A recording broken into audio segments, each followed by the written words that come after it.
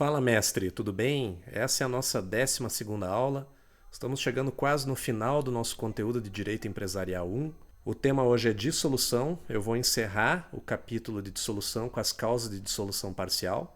Vou falar sobre ação de dissolução, liquidação e apuração de haveres, dissolução de fato e vou falar também sobre sociedade por ações. Vamos ingressar no estudo das sociedades anônimas. Espero que você goste.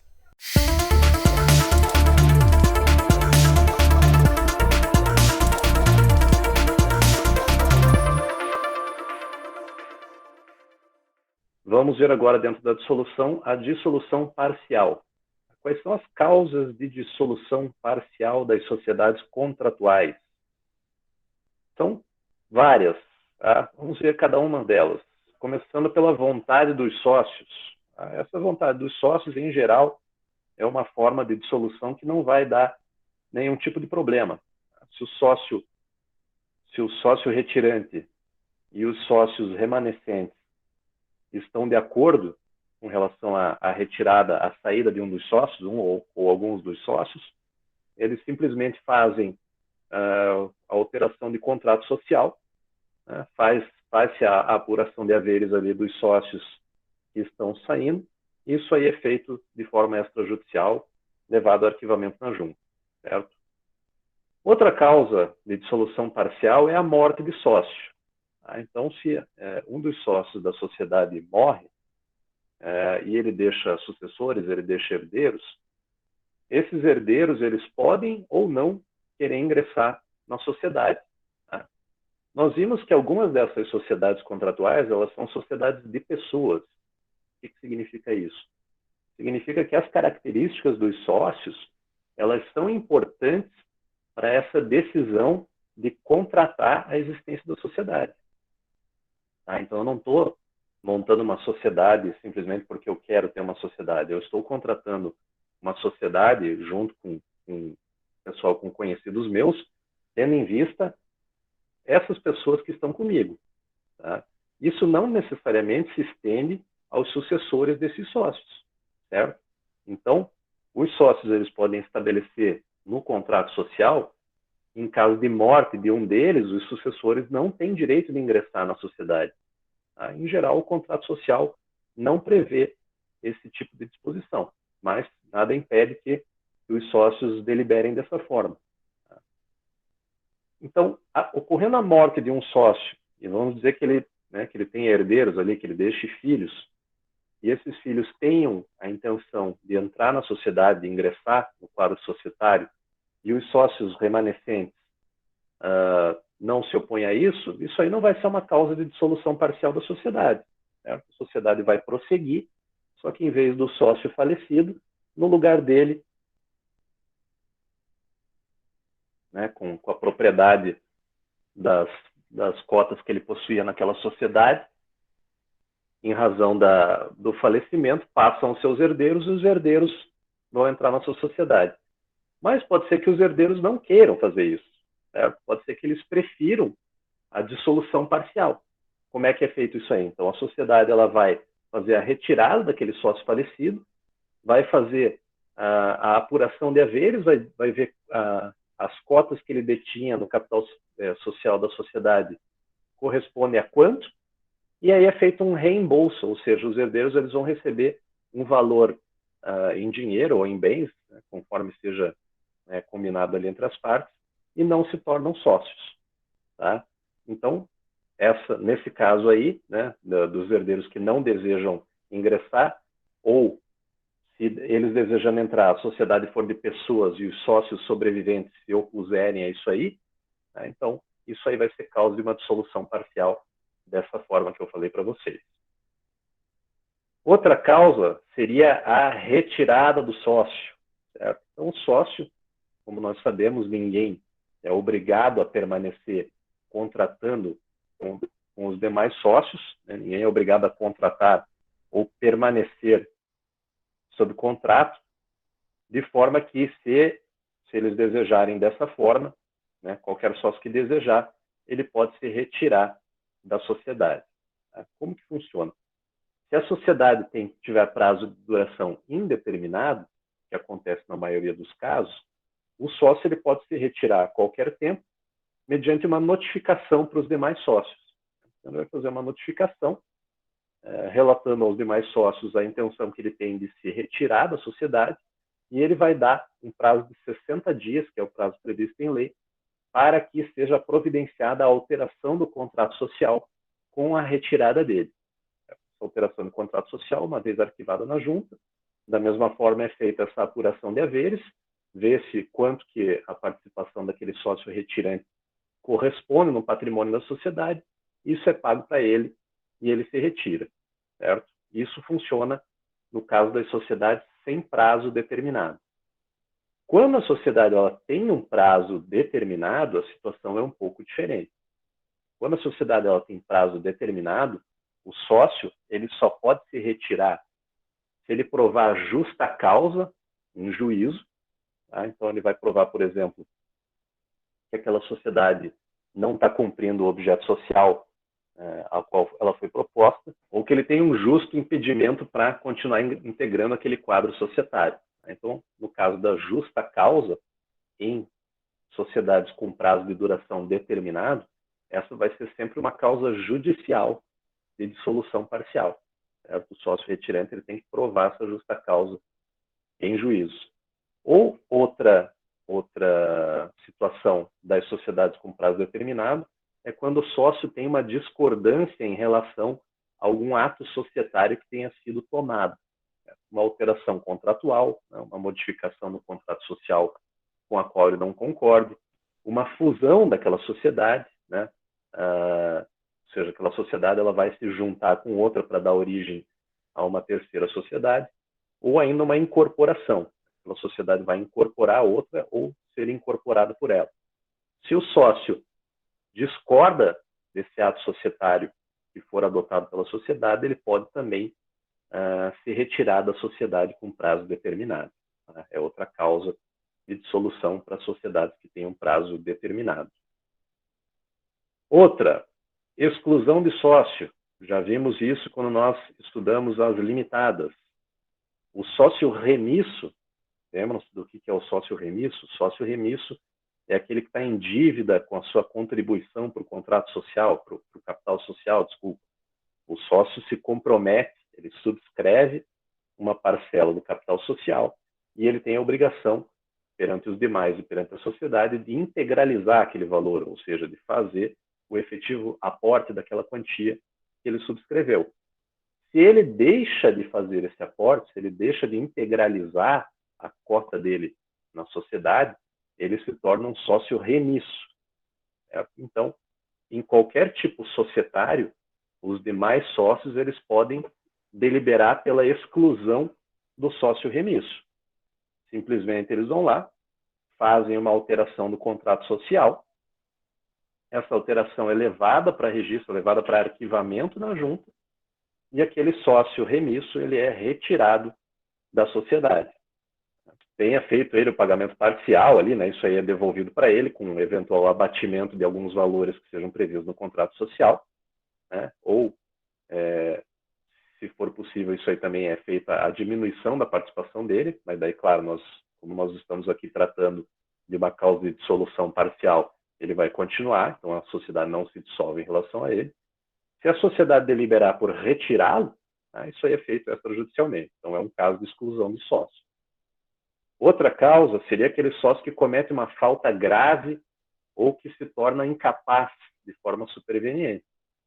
Então, os demais sócios tomam conhecimento que um dos sócios está concorrendo com a sociedade, por exemplo. É uma sociedade cujo objeto social ali seja o comércio, e um dos sócios descobre que aquele sócio determinado ele está concorrendo, ele está fazendo a venda de produtos por fora. Né? É uma falta grave no exercício da sociedade. Ou a incapacidade superveniente. Né? Digamos, o sócio, ele era plenamente capaz, né? Maior, contratou a sociedade, porém, de forma superveniente, talvez por alguma doença ou alguma das causas previstas no Código Civil, ele se torna incapaz. Também é um caso de exclusão do sócio. nessas duas hipóteses, necessariamente se torna, essa exclusão ela tem que ser feita judicialmente, certo? Então, tanto a falta grave do sócio quanto a incapacidade dele, ela tem que se provar judicialmente. É uma causa judicial de exclusão parcial. Outra causa de exclusão de sócio, a prática de atos graves por sócios minoritários. Também já vimos isso aí no estudo das limitadas. Se se tratar de uma sociedade limitada em que o contrato social permita a exclusão do sócio minoritário, isso aí pode ser feito extrajudicialmente. Então, os demais sócios, eles vão convocar uma assembleia de sócios, tá, para deliberar sobre essa exclusão. Nessa assembleia vai se dar a oportunidade do sócio minoritário se defender daquele ato grave que está sendo imputado a ele. E se os demais sócios se convencerem dessa prática, eles, por maioria, deliberam ali sobre a exclusão do minoritário. Fazem a alteração contratual e isso aí é levado para arquivamento na junta com a exclusão daquele sócio minoritário que praticou um ato grave. Lembrando, isso só acontece se o teu contrato social, né, se o contrato social da sociedade, permitir esse tipo de exclusão, certo? Se ele não permitir ou se ele for omisso, aí a prática de ato grave por minoritário, para que seja feita a exclusão dele, ela também tem que ser necessariamente judicial. Então, os demais sócios vão ter que ingressar em juízo com uma ação, provar a prática de ato grave por aquele minoritário, e aí essa exclusão é feita judicialmente, por uma sentença passada pelo juiz. Outra causa, pessoal, de dissolução parcial da sociedade, a falência de sócio. Então, aquele sócio, né, digamos, uma sociedade, ela pode ter por sócio uma outra sociedade, certo? Quando você fala em falência, você necessariamente está falando ou de uma pessoa jurídica empresária, uma sociedade empresária, ou você está falando de um empresário individual, certo? Pessoas físicas não empresárias, elas não vão à falência. Tá? A pessoa física não empresária, ela está sujeito a um outro tipo de concurso de credores que se chama de insolvência. Tá? Ela passa por um processo de insolvência. Então, assim, claro que na prática, quando a gente está sem dinheiro ali, por exemplo, fala, nossa, eu estou falido. Tá? A falência, na verdade, ela só se aplica para sociedades empresárias. Tá? Então, se uma sociedade empresária ela é sócia de uma outra sociedade e ela vem a falir, isso é uma causa de exclusão parcial. Por quê? Porque no processo de falência dessa sociedade empresária sócia de outra, vai ter que ser feita a liquidação, a apuração de haveres, né? Vão pegar as cotas que aquela sociedade detém, isso tem um valor patrimonial, aquelas cotas vão ser liquidadas, eles vão ver quanto que vale aquilo, e esse valor ele vai para o pagamento da massa falida, né? Para o pagamento das dívidas daquela sociedade falida. Tá? Essa é uma causa de exclusão parcial. Outra causa, a última, a liquidação da cota a pedido de credor. Então, aqui nós estamos falando aí tanto de pessoa física quanto de pessoa jurídica, certo? Sócio, pessoa física ou pessoa jurídica. Esse sócio, ele está sendo objeto de uma execução e o credor, né, o exequente dessa execução, não encontra nenhum bem para a penhora, algum bem que possa servir de garantia para aquela execução, e então, ele, localizando essas cotas de propriedade do sócio, ele pode pedir a liquidação. Tá? Então, o que ele vai fazer? Ele vai lá, ele vai requerer judicialmente a liquidação dessa cota. A sociedade ela vai levantar um balanço especial para ver a quanto corresponde as cotas detidas por aquele sócio que tem a dívida que está sendo executada, faz o pagamento daquilo e a sociedade ela tem a obrigação de depositar em juízo, né, no juízo da execução, em 90 dias, o valor decorrente dessas cotas aí que o sócio tem. Tá? E aquele sócio, lógico, ele vai ser retirado da sociedade. Essa aí seria a nossa última causa de dissolução parcial. Lembrando o seguinte aqui para vocês. Quando nós estudamos a limitada, nós vimos que existem dois tipos de limitada, a depender de qual que é a legislação de regência supletiva dela. Tá? Então, algumas sociedades limitadas, elas podem ter, por deliberação dos sócios, ou se o contrato social for omisso, como regência supletiva as normas do Código Civil aplicáveis às sociedades simples. Tá? Então, como que acontece? Nós já vimos isso. Se o contrato social e se a lei não dispuserem nada a respeito de determinado assunto, você vai aplicar de forma supletiva as normas relativas à sociedade simples que constam do Código Civil. Esse é um tipo. Se o contrato social previr a aplicação supletiva da lei das SA, a Lei 6404/76, você tem um outro subtipo de limitado, certo? Todos esses exemplos que eu dei para vocês até agora, essas causas de dissolução parcial, elas só são aplicáveis às sociedades limitadas que têm por regência supletiva a lei das sociedades simples, tá? As normas das sociedades simples. Se nós estivermos tratando do outro tipo de limitada, a sociedade limitada que tem regência supletiva da lei das SA, a Lei 6404 de 1976, nem todas essas causas de dissolução são aplicáveis. Na verdade, você vai ter só duas causas de dissolução parcial: a retirada motivada e a expulsão. Tá? São essas as duas únicas formas de dissolução parcial de uma sociedade limitada que seja regida supletivamente pela lei das SA. Se for o caso de retirada motivada, o sócio vai ter que provar judicialmente ali o justo motivo para que ele possa se retirar, ou em caso de expulsão, né, os demais sócios vão fazer esse procedimento aí que vai ser judicial ou extrajudicial, a depender do caso. Só nessas duas situações. Ok, pessoal? Qual que é a diferença entre liquidação e apuração de haveres, que eu falei ali para vocês, en passant? Tá? Quando você está falando de uma dissolução total, ou seja, aquela sociedade ela vai ser extinta, ela vai ser encerrada, há esse procedimento de dissolução total, que pode ser judicial ou extrajudicial, como nós já vimos, certo? Conforme haja ou não acordo entre os sócios para o encerramento. Vai se seguir um procedimento de liquidação e de partilha. Tá?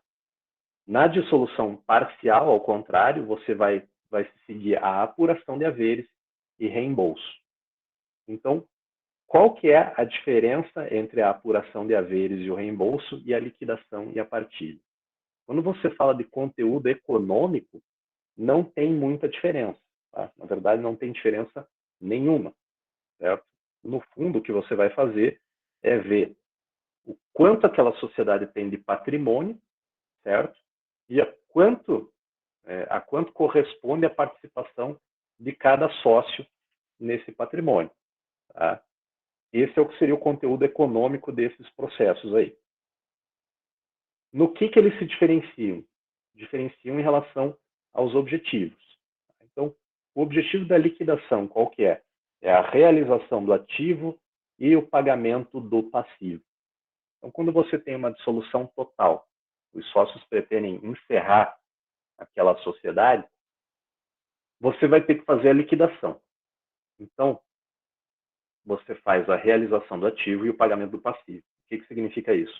Você vai ver todos os bens e direitos que aquela sociedade possui, tá? Você vai arrecadar todos esses bens e direitos, aí você converte eventuais direitos em valores, faz a arrecadação de tudo isso, e você também faz o pagamento do passivo. Então, todas as dívidas, todas as obrigações que aquela sociedade tenha, você tem que fazer o pagamento. Sobrando algum valor, né, depois de ter sido feito todo esse procedimento, aí você faz o rateio do remanescente entre os sócios. Tá? Essa liquidação, esse processo aí de realização do ativo e pagamento do passivo, ele pode ser judicial ou extrajudicial. Tá? Isso aí independe da forma como se dá a dissolução total. Veja, a dissolução total ela pode ser de acordo entre os sócios. Tá? Todos os sócios concordam com a dissolução. Não, vamos encerrar essa sociedade. e fazem isso da forma extrajudicial. Tá? Simplesmente vão lá e arquivam o distrato na junta comercial. Foi feito de uma forma extrajudicial. Porém, eles podem não estar de acordo em relação à liquidação. Certo? O critério de liquidação, esse critério de realização do ativo, de pagamento do passivo e daí da posterior partilha entre eles. Tá? Aí, nesse caso, isso aí pode dar aso a um processo de liquidação judicial. Certo? Os sócios não concordando entre si, eles vão ter que decidir em juízo como que vai ser feita essa liquidação. Então, independe, a liquidação judicial ou extrajudicial, independe. Da mesma forma, pode ocorrer o contrário. Os sócios dissentirem em relação ao encerramento da sociedade, isso tem que ser feito de uma forma judicial, porém, a partir do momento em que há uma sentença, uma decisão determinando a dissolução total, eles entrarem em acordo quanto à liquidação e fazerem a liquidação de forma extrajudicial. Ok? Quando uma sociedade ela está em liquidação, ela sofre determinadas restrições na personalidade jurídica dela. Certo? Então, a primeira dessas restrições é que ela deixa de ser representada, ela deixa de manifestar a sua vontade por meio dos seus administradores. Quando ela está em liquidação, os administradores eles são destituídos e é nomeado um liquidante para aquela sociedade. E é esse liquidante que vai ficar responsável pela tomada de decisões, certo? Pelo pagamento ali do passivo e por representar a sociedade, por fazer a manifestação de vontade daquela sociedade. Outra restrição que ela sofre é que ela é obrigada por lei a colocar a expressão em liquidação no seu nome empresarial, certo? Então, se você tem lá açougue Estrela Limitada, você vai ter que colocar açougue Estrela Limitada em liquidação, certo? Todo e qualquer documento, todo e qualquer ato societário em que tenha que constar o nome da sociedade, você vai ter que colocar essa expressão em liquidação, certo? É outra restrição à personalidade jurídica que a sociedade sofre durante o processo de liquidação. E aí, como eu falei para vocês, uma vez feita toda essa arrecadação, essa realização do ativo e o pagamento do passivo, né, com o montante que você arrecada, você faz o pagamento das dívidas e das obrigações, o que restar de patrimônio, se restar alguma coisa, é partilhado entre os sócios de acordo com a proporção das cotas que eles detêm do capital social, certo? Em geral, é feito dessa forma. Pode o contrato social dispor de uma forma diferente? Pode. Não é o mais comum. Tá? O mais comum é fazer o pagamento de acordo com a cota de cada um. Então, se um sócio tem 50% das cotas do capital social daquela sociedade, ou seja, ele, lá no início, quando ele ingressou, ele se comprometeu com 50% daquela participação inicial necessária para que a sociedade entrasse em operação, na hora do encerramento, ele também vai ter direito ao rateio ali, a proporção de 50% do que sobrar de patrimônio dessa sociedade. O que é diferente na apuração de haveres? Tá? Então, a liquidação você fala quando você tiver a dissolução total, encerramento da sociedade. A apuração de haveres, ao contrário, ela tem lugar quando você tiver a dissolução parcial. Então, um sócio ele vai sair, né, por um daqueles motivos ali que nós acabamos de ver, né, seja por falecimento ou por qualquer dos outros, lá por falência, a pedido do credor, etc. Tá? Então, como que funciona a apuração de haveres? Qual que é o objetivo dela? Você vai definir o quantum devido ao sócio que está se desvinculando, né? Seja por vontade própria, seja porque está sendo excluído, ou seja porque ele faleceu e aí os sucessores dele estão pedindo a apuração de haveres, ali, estão pedindo a dissolução parcial, eles não têm interesse em ingressar na sociedade, no lugar do falecido, certo? Então, o que você vai fazer? Você tem que ver se aquele sócio detém, por exemplo, 10% de participação do capital social dessa sociedade, a quanto que aqueles 10% correspondem no patrimônio dessa sociedade atualmente. Ok? Então, como que funciona isso aí? Você vai fazer um levantamento de um balanço patrimonial especial, certo? E esse sócio aí tem direito à participação dele no patrimônio líquido social. Certo? Então, digamos que aquela sociedade ela pode ter iniciado com um capital social de R$ 100.000 e aquele sócio colaborou com 10% disso aí, porém, à medida que o tempo passou, aquela sociedade foi desempenhando muito bem, foi construindo um patrimônio, foi ampliando as suas sedes, foi ampliando a sua participação no mercado, e hoje em dia ela tem um patrimônio, ela tem um valor patrimonial líquido que supera muito aqueles R$ 100.000. Vamos dizer que hoje em dia ela tem um patrimônio líquido de R$ 1.000.000. Aquele sócio que está se retirando, ou que faleceu e que tinha 10% de participação no capital social, ele tem direito a 10% desse patrimônio líquido social, que hoje é de R$ 1.000.000. Certo? Então, isso é a apuração de haveres. Você vai ver a quanto que aquela cota do retirante corresponde hoje em dia. Feita essa apuração, a sociedade tem que fazer o pagamento para o retirante ou para os sucessores dele, certo? Como que funciona esse pagamento? O contrato social, geralmente, ele vai prever qual que é o prazo para você fazer o pagamento dessa apuração de haveres para o sócio retirante. Se o contrato social não tiver nenhuma previsão, esse pagamento tem que ser feito à vista, ok? Mas pode dispor que vai ser feito de uma forma parcelada, sem problema nenhum. A dissolução de fato. Tá? Então, vimos a dissolução total, vimos a dissolução parcial e vamos ver agora a dissolução de fato. O que é essa dissolução de fato? É o famoso dar o golpe na praça. Tá? Nós vimos que, se os sócios desejarem encerrar a sociedade, eles têm todo esse procedimento de dissolução total, de liquidação e de posterior partilha de eventual remanescente entre eles. Certo? Eles têm que fazer toda a arrecadação do ativo e fazer o pagamento do passivo. Esse é o procedimento previsto na lei para você encerrar formalmente uma sociedade empresária. Ok? Na prática, infelizmente, seja por má fé dos sócios, ou seja, até por desconhecimento da parte deles, a dissolução de fato ela é muito mais comum do que se imagina, certo? Então, em vez de fazer todo esse procedimento que eu descrevi para vocês, o que os sócios fazem? Eles vão lá, vendem os bens ali da sociedade, vendem o ativo, dividem entre eles e se dispersam, certo? Não se preocupam com nenhum tipo de pagamento do passivo e um belo dia, quando um credor precisa fazer a cobrança daquela sociedade, ele constata que ela encerrou suas atividades, ok? Essa forma é uma forma irregular de você fazer a dissolução de uma sociedade. Aí os sócios eles vão responder, caso sejam localizados, por esses atos, certo?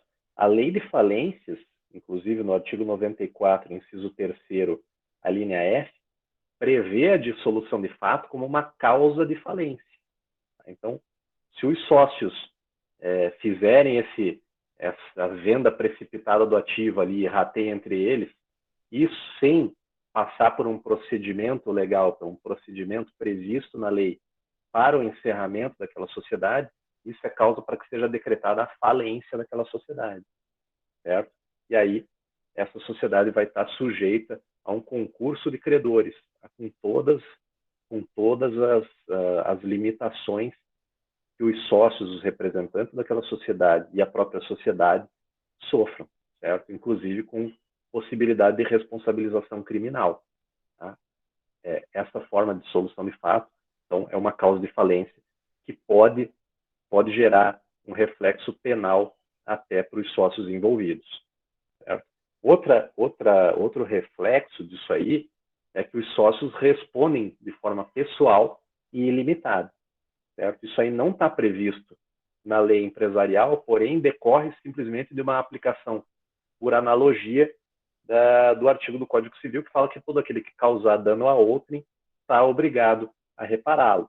Certo? Então, procedendo os sócios dessa forma, eventuais dívidas da sociedade que remaneçam, obrigações que não tenham sido cumpridas, os sócios vão poder responder por aquela dívida com o seu patrimônio pessoal e aí de forma ilimitada, ok?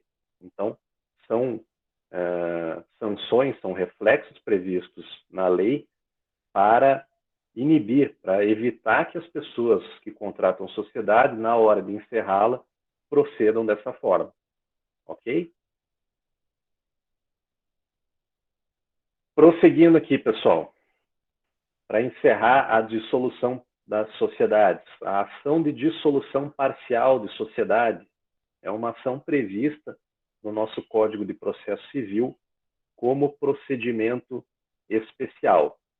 Essa ação de dissolução parcial, ela pode ter por objeto duas questões, tá?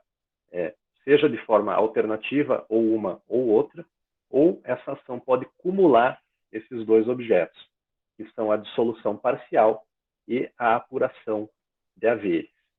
Então, se a tua ação de dissolução parcial, havendo a necessidade de dissolução parcial de forma judicial, é feita a propositura dessa ação, e se ela tiver por objeto simplesmente a dissolução, sobre o que vai se debruçar o juízo, qual que vai ser o mérito dessa ação? Vai ser a ocorrência ou não da dissolução, ok? Ou ela pode ter também por objeto, exclusivamente ou juntamente com a dissolução, a apuração de haveres. Aí, nesse caso, o objeto, o mérito dessa ação de dissolução parcial vai ser a avaliação do ativo, né, e o eventual reembolso do sócio que está se retirando. Os sócios podem estar de acordo com a dissolução parcial, como eu falei para vocês, isso proceder de uma forma extrajudicial, porém podem não estar de acordo em relação à forma de fazer essa apuração de haveres. E aí vai ter a necessidade de ser proposta essa ação de dissolução parcial, que vai ter por objeto aí unicamente a apuração de haveres, a forma de você fazer isso aí, certo? Ou ao contrário, os sócios podem não estar de acordo com a dissolução, né? Por exemplo, um sócio quer se retirar da sociedade e os demais se recusam a fazer a alteração de contrato social. Então, aquele sócio que quer se retirar, ele vai ter que fazer a propositura dessa ação, que aí vai ter por objeto a dissolução parcial, certo? O juiz vai ter que determinar judicialmente a retirada dele da sociedade. Porém, posteriormente, eles podem estar de acordo com a forma de fazer essa apuração, tá? E aí, nesse caso, a tua ação de dissolução parcial ela vai ter por objeto apenas a questão da dissolução. Ou os sócios podem não estar de acordo em relação a nada, e aí essa ação vai ter objeto duplo, tanto a dissolução quanto a forma de fazer a apuração. Ok? Como que funciona essa apuração de haveres judicial? O juiz, logo de início, ele tem duas questões jurídicas que ele tem que decidir. Okay? Tem duas questões jurídicas que ele tem que deixar bem esclarecidas. Primeira, qual que é a data de resolução da sociedade, a data de resolução parcial.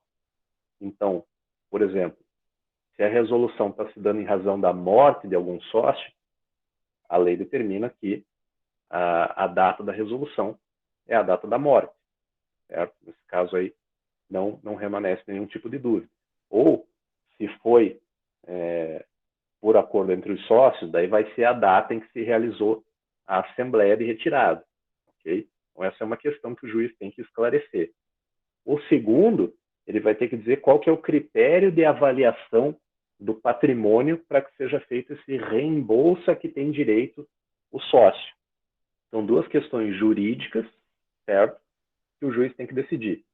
Qual que é o critério de avaliação? Tem que ser aquele que está previsto no contrato social. Ok, pessoal?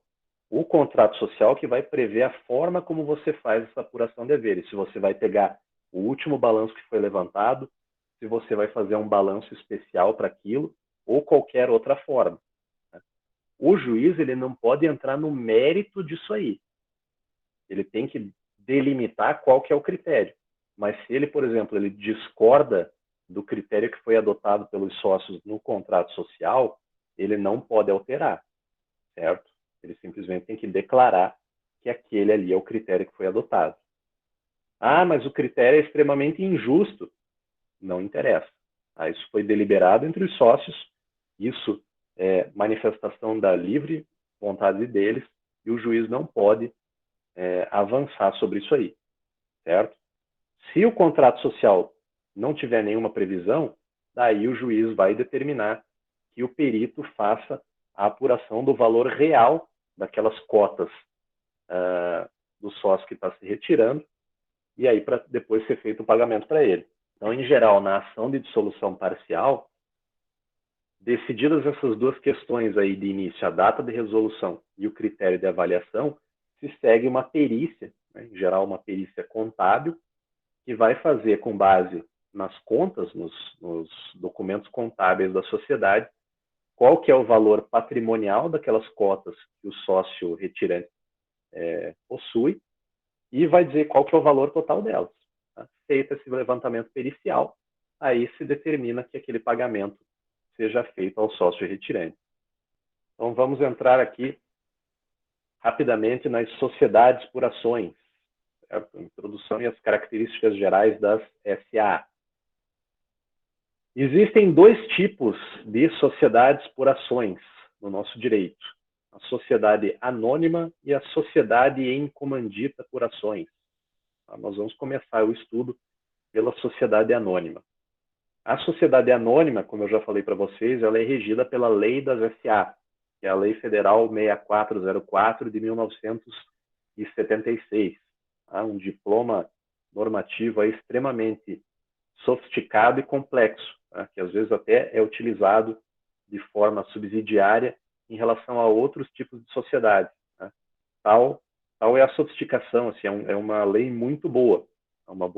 Para a época em que ela foi aprovada, ela já era revolucionária, ela foi sendo atualizada ao longo do tempo e ela continua sendo uma lei muito boa, certo?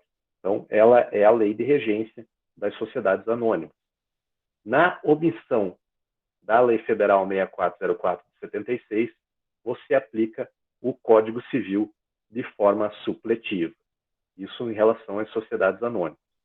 O segundo tipo de sociedades por ações, que é a sociedade em comandita por ações, ela é regida pelos artigos 1090 a 1092 do Código Civil e, havendo lacuna nesse regramento, você aplica supletivamente a Lei das SA, a Lei 6404 e 76. Então, iniciando o estudo da sociedade anônima, do primeiro tipo de lei de sociedade por ações, quais são as características gerais das sociedades anônimas, das famosas SA?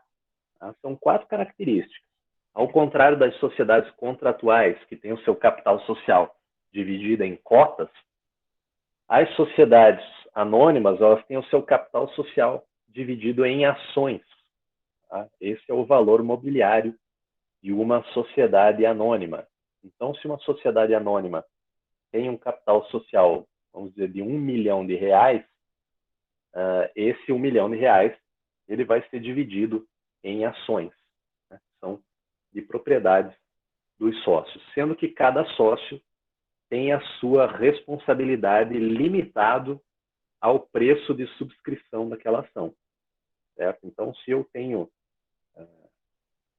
uma ação da Petrobras, nem sei quanto está valendo a ação da Petrobras hoje em dia, vamos dizer que R$15, tá? Eu subscrevo uma ação da Petrobras por R$15, esse é o limite da minha responsabilidade, tá? Se houver se eu deixar de integralizar o valor dessa ação, aí eu posso ser cobrado por isso aí. Se a Petrobras vier a falir, né, e os credores precisarem cobrar as dívidas, eu posso ser cobrado para integralizar aqueles R$15 que eu fiquei devendo.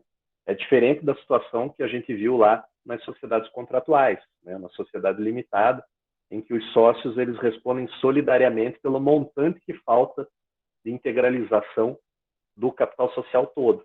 Então, às vezes, até um sócio, ele integralizou todo as cotas a que ele comprometeu, né, as cotas que ele subscreveu, porém, se o colega dele, sócio, deixou de integralizar, ele pode responder por aquilo, certo? Então, eles respondem solidariamente pelo montante total que deixou de ser integralizado do capital social.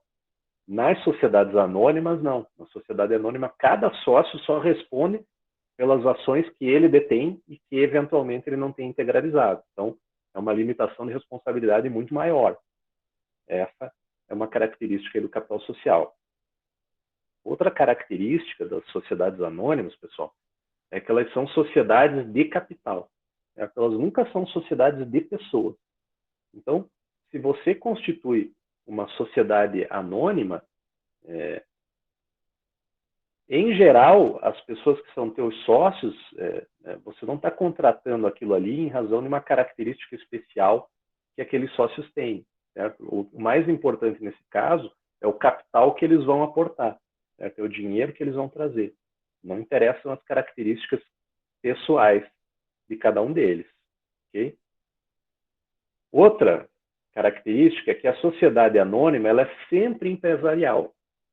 Então, não importa se, por exemplo, dois artistas, dois pintores constituam uma sociedade anônima, né, para explorar ali a questão do objeto social de pintura e tal, dos quadros que eles façam.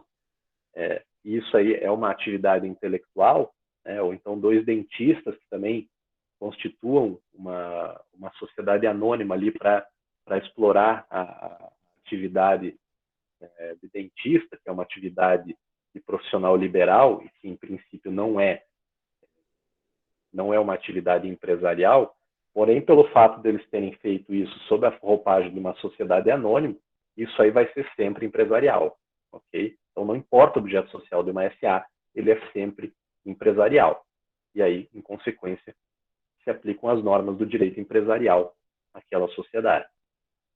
Outra característica, a última das quatro, é que uma SA, isso aí até caiu na nossa prova, ela sempre adota a denominação. Então, quando nós vimos lá a questão do nome empresarial, as sociedades elas podem adotar tanto a firma quanto a denominação, as SA, elas obrigatoriamente elas têm que adotar denominação. Tá? Então, a denominação ela pode ser um nome fantasia, tá? Como era ali o caso do açougue Estrela, tá? Um nome fantasia, quanto pode adotar o nome de um sócio ali, uma pessoa que tenha contribuído de forma decisiva para o sucesso daquela SA. Tá? Mas é sempre uma denominação. Então, se você está lidando com uma SA, você já sabe que o nome empresarial dela é uma denominação. Uma característica especial que eu falei para vocês em relação à responsabilidade limitada do acionista, ao detentor das ações, o sócio da sociedade anônima. O capital social da sociedade anônima ele está fracionado em unidades que são chamadas de ações. Tá? Então, por exemplo, se você tem uma sociedade anônima que tenha um capital social ali de R$1 milhão, esse capital social ele está dividido em ações. Tá? Então, por exemplo, pode ser um capital social de R$1 milhão dividido em 1 milhão de ações, tá? Ou pode ser dividido em 100 mil ações. Tá? Aí vai depender do valor que cada uma delas tem. Isso aí, inclusive, tem reflexos na estrutura dessa sociedade, como a gente vai ver um pouco mais para frente. Certo? Mas a responsabilidade do acionista ela é limitada pelo preço de emissão. Então, se eu estou subscrevendo 10 ações de uma sociedade, né, cada uma delas no valor de R$100, eu estou me comprometendo a integralizar R$1.000 para o capital social daquela SA. A minha responsabilidade está limitada a esses R$1.000, certo?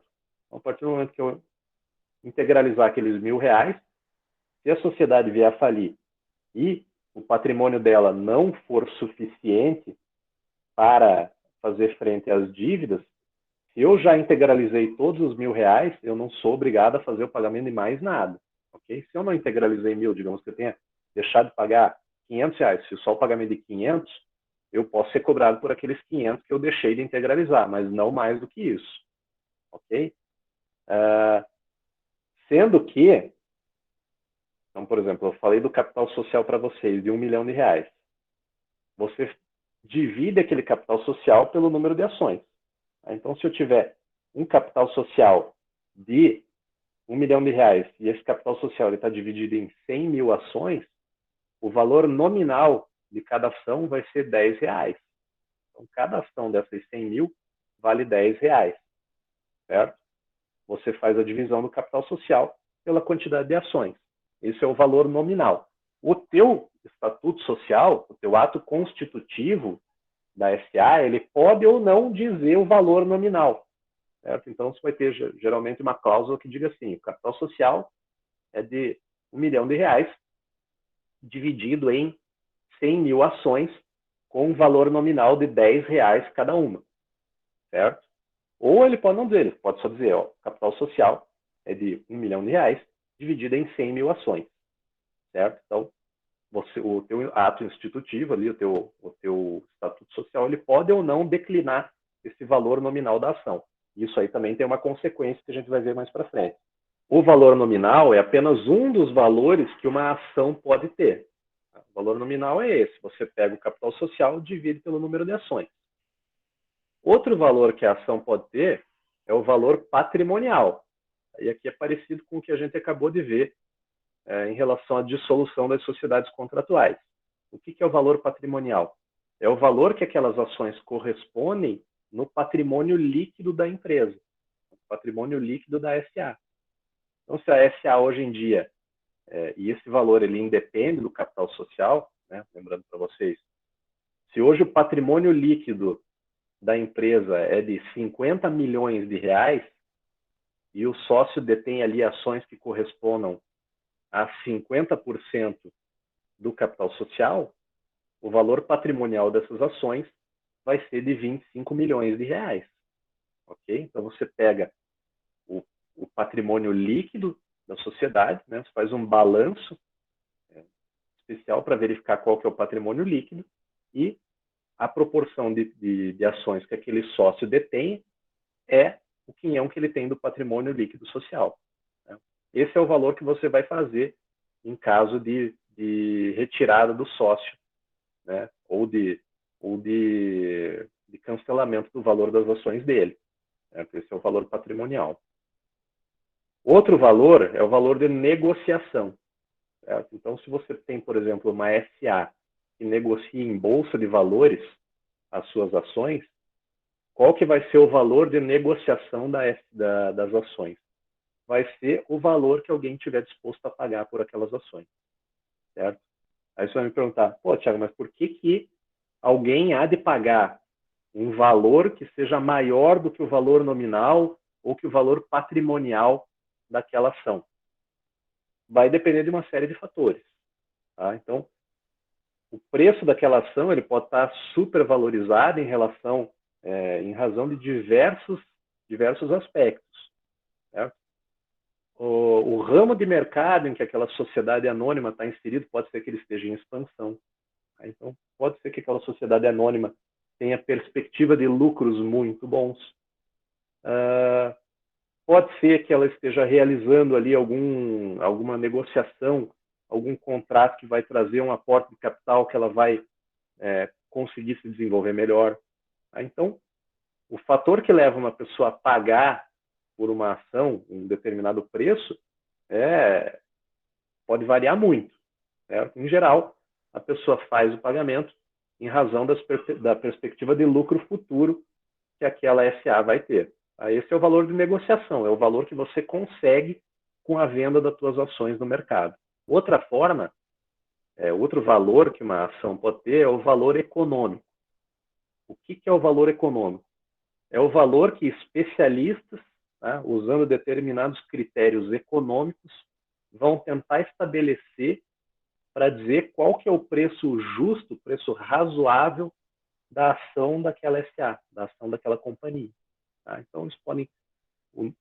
O critério que eles utilizam aí também são os mais variados possíveis. Tá? Pode ser, existe um critério lá que é do fluxo de caixa descontado.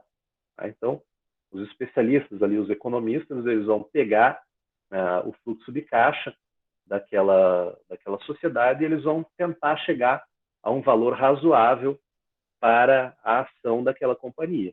Tá? Eles vão tentar dizer quanto que vale razoavelmente a ação daquela companhia. Veja, isso aí em bolsa de valores tem sociedades, tem pessoas que se dedicam única e exclusivamente a esse tipo de previsão, certo? Dizer quanto que vale a ação de uma companhia. Esse é o valor econômico. E o último deles seria o preço de emissão. O que é o preço de emissão? Corresponde àquele preço que a pessoa vai pagar no momento em que a sociedade é constituída, tá? Ou que ela está fazendo um aumento de capital social com emissão de novas ações. Certo? Esse é o preço de emissão. É o preço que aquela pessoa se compromete a contribuir para a sociedade. Tá? Esse preço de emissão, se for no nascimento da companhia, ele é fixado pelos fundadores, tá? Sendo que ele não pode ser inferior ao valor nominal. Tá? Então, se você tem uma companhia ali que tem um capital social de R$1 milhão, dividido em 100 mil ações, com valor nominal, portanto, de R$10 cada ação, se você fizer a subscrição, se você fizer um aumento de capital social, essas novas ações elas não podem ter o valor inferior a R$10. Okay? Isso é uma determinação da lei. Pode ela ter um valor superior, por exemplo, eu posso fazer um aumento de capital social, né, e dizer que as novas ações vão ter valor de R$20? Posso. Essa diferença de valor entre o valor nominal e o valor de subscrição, entre o novo valor da ação, ele é denominado de ágio, certo? Então, por exemplo, se você tem uma ação da Petrobras ali que tenha valor nominal de R$15, vamos dizer, e ela está sendo negociada na bolsa por R$20, por um desses fatores aí que eu comentei com vocês, o teu ágio, nesse caso aí, é de R$5, certo? Então, essa diferença de valor aí entre o valor nominal e o valor o preço de emissão ou de venda dessa ação é que se denomina ágio. Então, outra determinação da lei é que quando você tem um aumento de capital social, esse preço de emissão das novas ações, eles não podem gerar uma diluição injustificada do valor das ações já existentes. Tá? Então, nesse exemplo aí que eu falei, se eu tenho um capital social de R$1 milhão, dividido em 100 mil ações, e eu pretendo fazer a emissão de novas ações, automaticamente quem já tem ações daquela companhia, ele vai ser diluído. Certo? Se o capital social dobrar, por exemplo, se ele passar de 1 milhão para 2 milhões, a pessoa que tinha 50% de participação, ela vai passar a ter metade disso aí, tá? Porque eu estou dobrando o capital social. Então, ele vai ser diluído. A lei fala que você não pode fazer uma diluição injustificada. Tá? Então, se aquela sociedade ela precisa de capital, ela precisa de um aporte de dinheiro para que ela consiga desempenhar bem o seu objeto social, para que ela consiga desempenhar suas atividades, aí se justifica que você faça essa emissão de novas ações, que você capte o dinheiro dessa forma, né? Claro, desde que não seja possível fazer de uma outra forma, por exemplo, você pegar um empréstimo do banco, alguma coisa assim. Tá? Então, isso aí tem que ser justificado. Se não se justificar, os sócios podem se opor, inclusive judicialmente, a essa diluição. Que isso aí é uma determinação que a lei das SA traz. Em relação à classificação, a natureza e a denominação das sociedades anônimas, tá? Como eu falei para vocês, sociedades anônimas, elas são sempre sociedades de capital. Então, as características pessoais dos sócios, elas são irrelevantes para a composição da companhia. Tá? As características pessoais dos sócios, elas não têm importância para a definição dessa sociedade. Qual que é o reflexo disso? É que as ações delas são livremente negociadas. Então, se eu detiver ações de uma companhia, de uma sociedade anônima, eu posso vender essas ações para quem eu quiser e essa pessoa que comprar, ela automaticamente se torna sócio. Tá? Os demais sócios, eles não podem se opor a esse tipo de negociação. Não pode dizer, não quero que aquela pessoa ali integre o capital social, o quadro societário. Tá? Por quê? Porque isso é irrelevante, a característica pessoal, se você tem inimizade com ela ou não. Interessa que ela está, né, tá trazendo capital para a sociedade. Então, a característica pessoal dela é irrelevante. Outro reflexo disso é que, por exemplo, em caso de morte de sócio, de acionista, sócio de uma SA, os sucessores dele automaticamente se transformam em acionistas, queiram eles ou não. Tá? Eles não têm a possibilidade de pedir a dissolução parcial daquela sociedade para fazer a apuração dos haveres ali e o reembolso do valor daquelas ações. Eles automaticamente se transformam em acionistas. Se eles não tiverem interesse nisso, se eles quiserem o valor das ações, eles vão ter que fazer a venda dessas ações. Ok, pessoal? Isso em função dessa característica dela ser uma sociedade de capital também. E por último, como eu falei para vocês, a companhia ela adota a denominação. Uma companhia ela sempre vai ter por nome empresarial uma denominação, nunca firma. Então, ela vai ter que ter a expressão sociedade anônima ou companhia, ou de forma abreviada, né, SA ou CIA, no seu nome, além da menção ao ramo de atividade. Então, o SA ou sociedade anônima ele vai estar sempre no final da denominação e o companhia ou CIA ele pode estar no início, no meio ou no final. Tá? Então, por exemplo, Companhia Antártica Paulista, né, que era Antártica, vai ter o companhia ali no começo. Ou então, Petróleo Brasileiro SA. Tá? O SA ele fica sempre no final. Ou sociedade anônima. Então, a forma completa ou abreviada, o SA sempre no final, o companhia ou CIA pode ser no início, no meio ou no fim. Além da menção ao ramo de atividade. Né? Então, Companhia Antártica Paulista SA, Comércio de Bebidas. Petróleo Brasileiro SA, Petrobras. Tá? Então, tem que sempre ter a menção ao ramo de atividade daquela SA na denominação. Tá aí, essa foi nossa 12ª aula. Espero que você tenha gostado. Se você gostou, curta o conteúdo, inscreva-se aqui no nosso canal, ative o sininho para receber as notificações. Bons estudos e até a próxima. Um abraço.